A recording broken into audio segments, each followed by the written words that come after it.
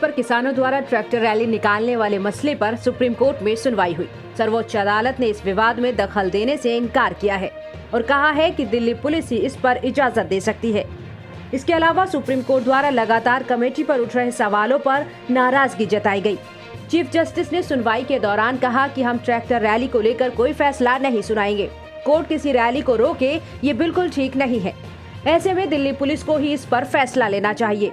सुनवाई के दौरान चीफ जस्टिस एस.ए. बोबड़े ने अदालत में वकीलों को सलाह दी कि वो किसानों से अपील करें कि ट्रैक्टर रैली को शांति के साथ निकालें।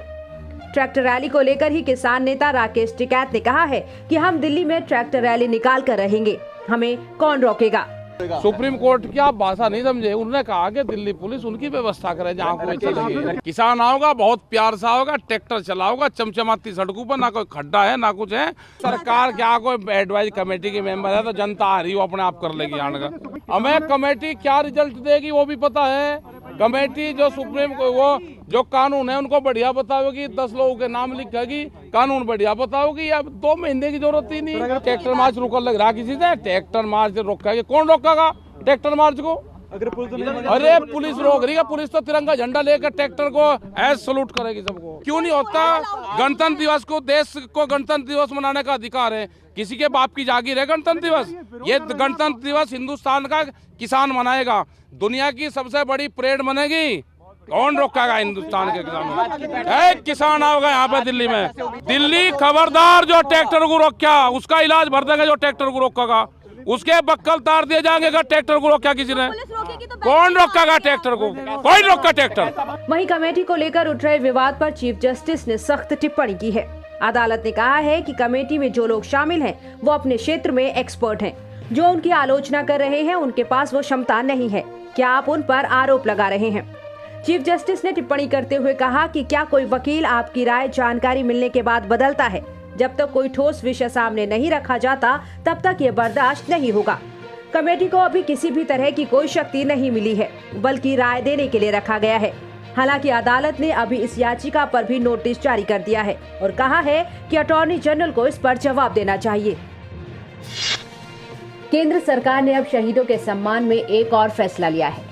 महात्मा गांधी के निधन की तिथि 30 जनवरी को शहीद दिवस के तौर पर मनाया जाता है। केंद्र सरकार ने नए आदेश में शहीद दिवस पर देश की आजादी में बलिदान देने वालों की याद में 2 मिनट का मौन रखने को कहा है। केंद्र सरकार ने शहीद दिवस यानी 30 जनवरी को लेकर इस बार नए दिशा निर्देश जारी किए हैं। इस दिन आजादी के लिए बलिदान देने वालों को याद किया जाएगा। केंद्रीय गृह मंत्रालय की तरफ से सभी राज्य सरकारों और केंद्र शासित प्रदेशों को इसको लेकर जरूरी दिशा निर्देश जारी कर दिए गए हैं।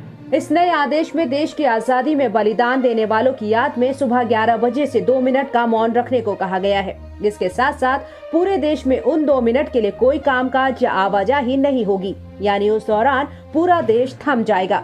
जहां जैसी व्यवस्था है वहां उस तरीके से 10:59 पर अलर्ट कर दिया जाएगा। जिन जगहों पर सायरन की व्यवस्था है वहां सायरन बजाकर मौन की याद दिलाई जाएगी।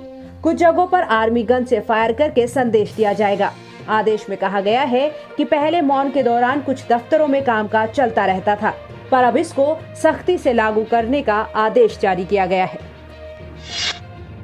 अमेरिका के रक्षा मंत्री के तौर पर नामित किए गए लॉयड ऑस्टिन ने कहा है कि बाइडेन प्रशासन का लक्ष्य भारत के साथ अमेरिका की रक्षा साझेदारी को और मजबूत करना है।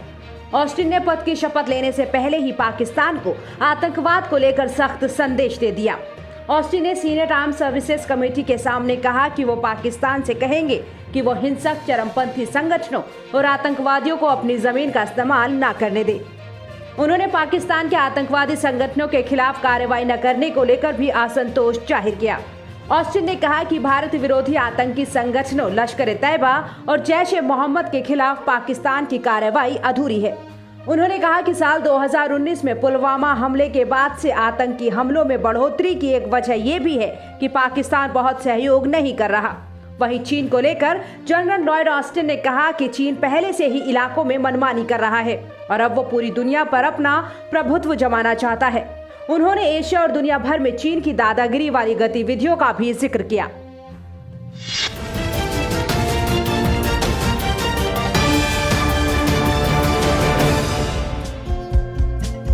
हमारे चैनल को लाइक, शेयर और सब्सक्राइब जरूर करें और नई अपडेट्स के लिए बेल आइकन दबाना ना भूलें।